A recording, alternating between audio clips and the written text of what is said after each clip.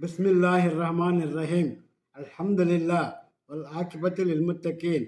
என் அன்புமிக்க அல்லாவின் நல்லடியார்கள், உங்கள் அனைவருக்கும் அல்லாவுடைய சாந்தியும் சமாதானமும் உண்டாவதாக என்று கூறிக்கொண்டு, இப்பொழுது குரானிலே ஒரு அத்தியாயம், மிக 3 வசனங்கள் உள்ள ஒரு அத்தியாயம், 103வது அத்தியாயம், சூரத்துல் அஸ்ர். காலம் என்பது இதன் பொருள். இது மிகவும் முக்கியமான ஒரு அத்தியாயம், பொருள் பொதிந்த அத்தியாயம். இதில் என்ன கூறப்பட்டிருக்கிறது என்பதை நாம் இங்கே காணலாம்.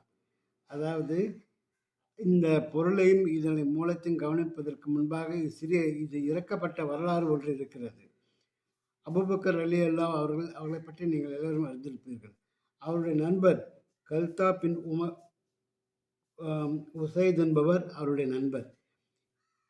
அவர் என்ன செய்கிறார்?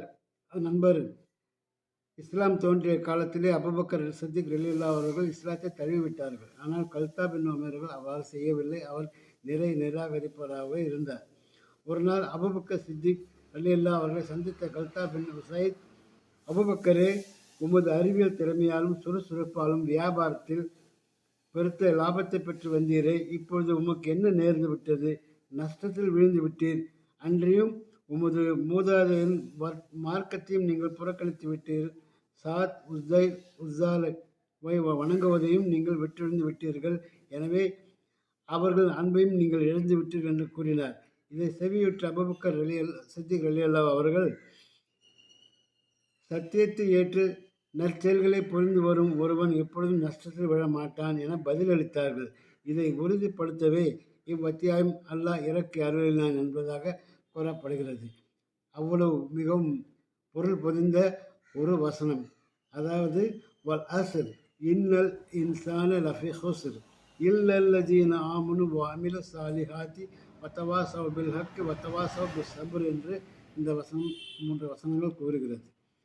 காலத்தின் மீது சத்தியமாக, நிச்சயமாக மனிதன் நஷ்டத்தில் இருக்கிறான் என்று கூறுகிறது. இன்னல் இன்சான லஃபி ஹுஸ்ர், எல்லா மனிதனும் நஷ்டத்தில் இருக்கிறானா என்றால் யார் யார் நஷ்டத்தில் இல்லை என்பதை கீழே அல்லாஹ் பட்டியலிடுகிறார். இவர்களை தவிர மற்றவர்கள் அனைவரும் நஷ்டத்தில் இருக்கிறார்கள் என்றும் கூறுகிறார். ஈமான் கொண்டு நற்செயல்கள் செய்து உண்மையை கொண்டு ஒருவருக்கொருவர் உபதேசித்தும் பொறுமையை கொண்டு ஒருவருக்கொருவர் உபதேசித்துக் கொண்டார்களே, அத்தகையவர்களை தவிர என்று கூறுகிறார் அல்லாஹ். இங்கே ஈமான் கொள்வது பெரிதல்ல. ஈமான் கொண்ட பின் உண்மையை நாம் என்ன செய்ய வேண்டும்? உரைத்து மக்களிடையே பரப்ப வேண்டும். உண்மை எங்கிருந்து, உயர்ந்த உண்மைகள் எங்கே கிடைக்கும்? உயர்ந்த இந்த புனித குரானிலேயே தான் கிடைக்கும்.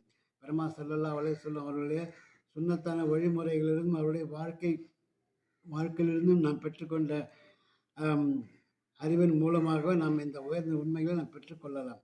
இந்த இரண்டையும் நாம் இந்த உண்மையை தெரிந்து கொண்டு விட்டோமேயானால் ஒருவருக்கு ஒரு உபதேசித்துக் கொள்ளலாம். மேலும் நம் பொறுமையை கொண்டு ஒவ்வொன்றையும் நாம் கையாளலாம் என்பதாக இந்த வசனம் கூறுகிறது. எனவே மிக உயர்ந்த உண்மைகள் அடங்கிய இந்த அஸ்ர் என்ற காலம் என கூறப்படும் இந்த அத்தியாயத்தும் மிகவும் அர்த்தமுள்ளது. எனவே இதை நீங்கள் எல்லோரும் ஒன்றுக்கு பல முறை ஓதி பார்த்து அதன் பொருளை உணர்ந்து உங்கள் குடும்பத்தினரிடையே நீங்கள் என்ன செய்யுங்கள்? பகிர்ந்து கொள்ளுங்கள். மேலும் அதுபோக உங்கள் உற்றார் உறவினரிடத்திலும் நீங்கள் தெரிவித்துக் கொள்ளுங்கள் என்று கேட்டுக்கொண்டு வாய்ப்புக்கு நன்றி கூறி விடைபெற்றுக் கொள்கிற வாஹர் தவான் அல்ஹம்துலில்லாஹி ரபில் ஆலமீன். அஸ்ஸலாமு அலைக்கும் வரஹ்மத்துல்லாஹி தஆலா வபரகாத்துஹு.